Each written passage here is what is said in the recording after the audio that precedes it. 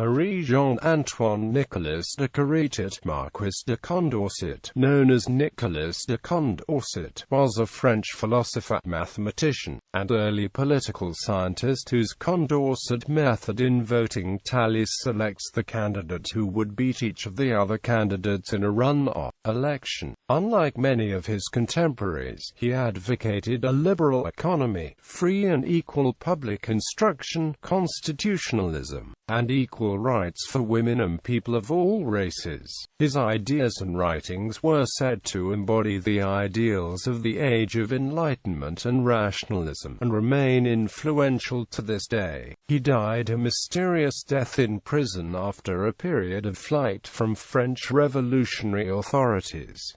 Early years. Condorcet was born in Ribemont, and descended from the ancient family of Caritat, who took the title from the town of Condorcet in Dauphiné, of which they were long-time residents.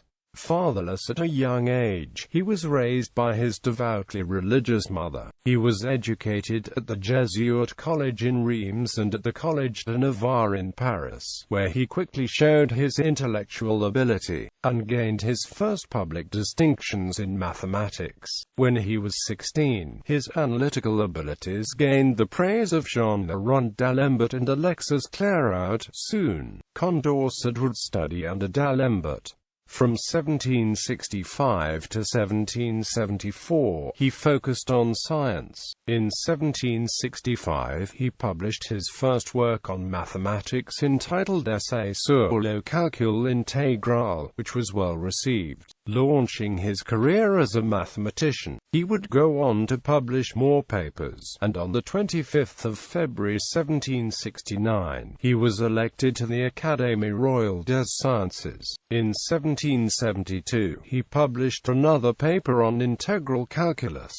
Soon after, he met Jacques Turgot, a French economist, and the two became friends. Turgot was to be an administrator under King Louis XV in 1772, and became Controller General of Finance under Louis XVI in 1774. Condorcet worked with Leonhard Euler and Benjamin Franklin. He soon became an honorary member of many foreign academies and philosophic societies, including the Royal Swedish Academy of Sciences, foreign honorary member of the American Academy of Arts and Sciences, and also in Prussia and Russia. His political ideas, however, many of them in continuity with Turgot's, were criticized heavily in the English-speaking world, most notably by John Adams, who wrote two of his principal works of political philosophy to oppose Turgot and Condorcet's unicameral legislature and radical democracy.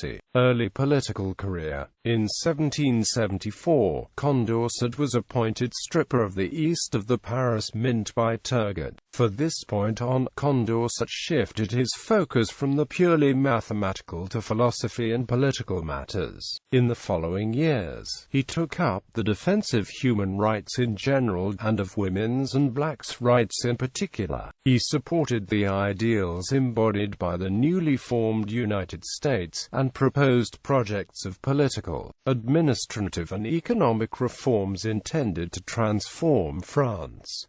In 1776, Turgot was dismissed as Controller General. Consequently, Condorcet submitted his resignation as Inspector General of the Monnaie, but the request was refused, and he continued serving in this post until 1791.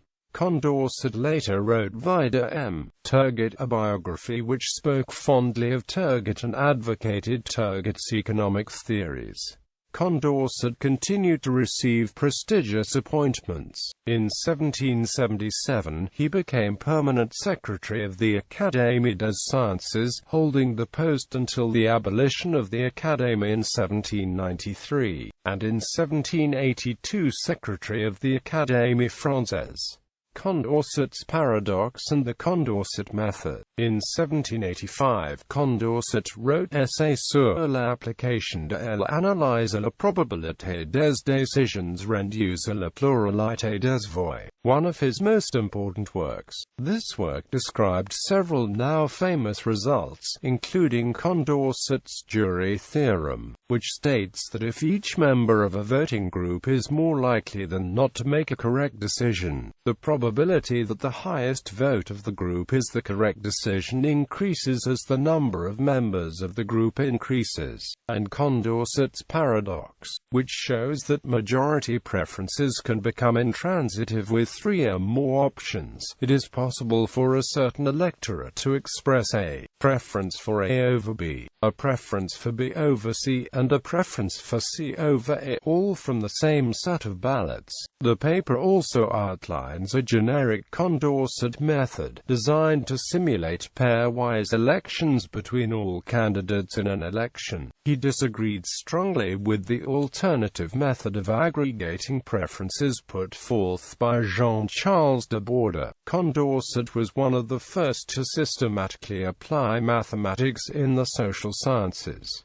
Other works. In 1786, Condorcet worked on ideas for the differential and integral calculus, giving a new treatment of infinitesimals, a work which was never printed. In 1789, he published Vie de Voltaire, which agreed with Voltaire in his opposition to the Church. In 1798, Thomas Malthus wrote an essay on the principle of population, partly in response to Condorcet's views on the perfectibility of society as outlined in the sketch for a historical picture of the progress of the human mind. In 1781, Condorcet wrote a pamphlet, Reflections on Negro Slavery, in which he denounced slavery.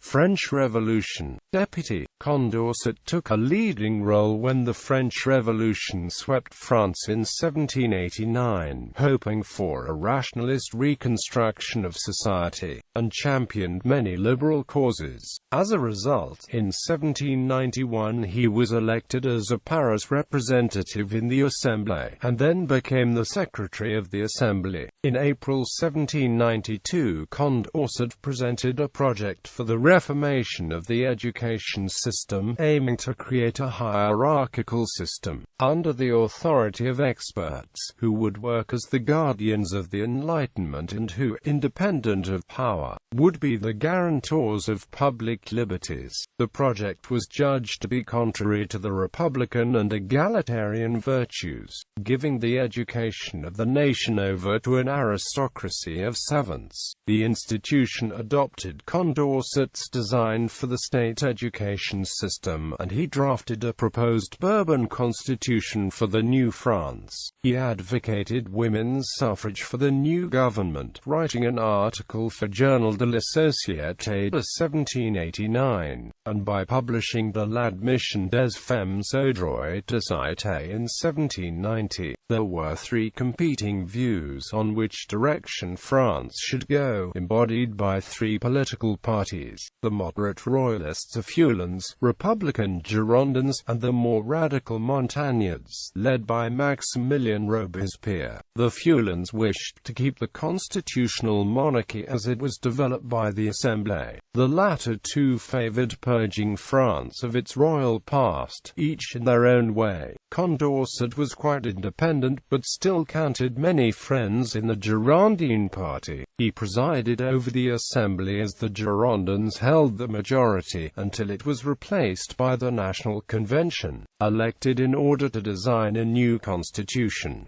He led the Constitution Committee which drafted the Girondin constitutional project. The constitution was ordered to be printed, but was not put to a vote. When the Montagnards gained control of the convention, they wrote their own, the French Constitution of 1793. At the time of the trial of Louis XVI, the Girondins had, however, lost the majority in the convention. Condorcet, who opposed the death penalty but still supported the trial itself, spoke out against the execution of the king. During the public vote at the convention, he proposed to send the king to the galleys. For that moment on, he was usually considered a Girondin. The Montagnards were becoming more and more influential in the convention as the king's betrayal was confirming the theories. One of them, Marie-Jeanne Hérault de Seychelles, a member, like Condorcet, of the Constitution's Commission, misrepresented many ideas from Condorcet's draft and presented what was called a Montagnard constitution. Condorcet criticized the new work, and as a result, he was branded a traitor.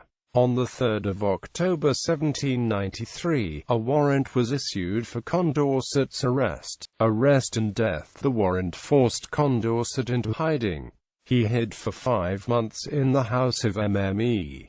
Venet on Rue Saint-Denis in Paris. It was that he wrote Esquisse d'un tableau historique des progrès de l'esprit humain, which was published posthumously in 1795 and is considered one of the major texts of the Enlightenment and of historical thought. It narrates the history of civilization as one of progress in the sciences, shows the intimate connection between scientific progress and the development of human rights and justice, and outlines the features of a future rational society entirely shaped by scientific knowledge. On 25 March 1794, Condorcet, convinced he was no longer safe, left his hideout and attempted to flee Paris. 2 days later he was arrested in Clamart and imprisoned in Bourg-la-Reine. 2 days after that, he was found dead in his cell. The most widely accepted theory is that his friend Pierre-Jean-Georges Cabanèche gave him a poison which he eventually used. However, some historians believe that he may have been murdered. Jean-Pierre Brancourt claims that Condorcet was killed with a mixture of datura, stramonium and opium. Condorcet was symbolically interred in the Panthéon in 1989, in honor of the bicentennial of the French Revolution and Condorcet's role as a central figure in the Enlightenment. However, his coffin was empty. Interred in the common cemetery of Bourg-la-Reine, his remains were lost during the 19th century. Family. In 1786, Condorcet married Sophie de Grouchy, who was more than 20 years his junior. His wife, reckoned one of the most beautiful women of the day, became an accomplished salon hostess as Madame de Condorcet, and also an accomplished translator of Thomas Paine and Adam Smith. She was intelligent and well-educated, fluent in both English and Italian. The marriage was a strong one, and Sophie visited her husband regularly while he remained in hiding, although she began proceedings for divorce in January 1794. It was at the insistence of Condorcet and Cabanèche, who wished to protect the property from expropriation and to provide financially for Sophie and the young daughter, Louise Eliza Alexandrine. Condorcet was survived by his widow and the 4-year-old daughter Eliza. Sophie died in 1822, never having remarried, and having published all her husband's works between 1801 and 1804. Her work was carried on by the daughter Eliza Condorcet O'Connor, wife of former United Irishman Arthur O'Connor.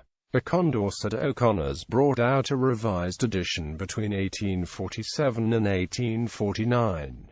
The idea of progress. Condorcet's sketch for a historical picture of the progress of the human spirit was perhaps the most influential formulation of the idea of progress ever written. It made the idea of progress a central concern of Enlightenment thought. He argued that expanding knowledge in the natural and social sciences would lead to an ever more just world of individual freedom, material affluence, and moral compassion. He argued for 3 general propositions: that the past revealed an order that could be understood in terms of the progressive development of human capabilities, showing that humanity's present state, and those through which it has passed, are a necessary constitution of the moral composition of humankind, that the progress of the natural sciences must be followed by progress in the moral and political sciences, no less certain, no less secure, know from political revolutions that social evils are the result of ignorance and error rather than an inevitable consequence of human nature. Condorcet's writings were a key contribution to the French Enlightenment, particularly his work on the idea of progress. Condorcet believed that through the use of our senses and communication with others, knowledge could be compared and contrasted as a way of analyzing our systems of belief and understanding. None of Condorcet's writings refer to a belief in a religion or a God who intervenes in human affairs. Condorcet instead frequently had written of his faith in humanity itself and its ability to progress with the help of philosophers such as Aristotle. Through this accumulation and sharing of knowledge, he believed it was possible for any man to comprehend all the known facts of the natural world. The enlightenment of the natural world spurred the desire for enlightenment of the social and political world. Condorcet believed that there was no definition of the perfect human existence and thus believed that the progression of the human race would inevitably continue throughout the course of our existence. He envisioned man as continually progressing toward a perfectly utopian society. However, he stressed that for this to be a possibility, man must unify regardless of race, religion, culture, gender, civic duty. For Condorcet's republicanism, the nation needed enlightened citizens and education needed democracy to become truly public. Democracy implied free citizens, and ignorance was the source of servitude. Citizens had to be provided with the necessary knowledge to exercise their freedom and understand the rights and laws that guaranteed their enjoyment. Although education could not eliminate disparities in talent, all citizens, including women, had the right to free education. In opposition to those who relied on revolutionary enthusiasm to form the new citizens, Condorcet maintained that revolution was not made to last and that revolutionary institutions were not intended to prolong the revolutionary experience but to establish political rules and legal mechanisms that would ensure future changes without revolution. In a democratic city there would be no Bastille to be seized. Public education would form free and responsible citizens, not revolutionaries. Evaluation. Rothschild argues that Condorcet has been seen since the 1790s as the embodiment of the cold, rational Enlightenment. However, she suggests his writings on economic policy, voting, and public instruction indicate different views both of Condorcet and of the Enlightenment. Condorcet was concerned with individual diversity. He was opposed to proto-utilitarian theories. He considered individual independence, which he described as the characteristic liberty of the moderns, to be of central political importance, and he opposed the imposition of universal and eternal principles. His efforts to reconcile the universality of some values with the diversity of individual opinions are of continuing interest. He emphasizes the institutions of civilized constitutional conflict, recognizes conflicts or inconsistencies within individuals, and sees moral sentiments as the foundation of universal values. His difficulties call into question some familiar distinctions, for example between French, German, and English-Scottish thought, and between the Enlightenment and the Counter-Enlightenment. There was substantial continuity between Condorcet's criticism of the economic ideas of the 1760s and the liberal thought of the early 19th century. The Lycée Condorcet in the Rue du Havre in the 9th arrondissement of Paris is named in his honor, as are streets in many French cities. Bibliography. Condorcet, Political Writings edited by Stephen Lukes and Nadia Urbinati.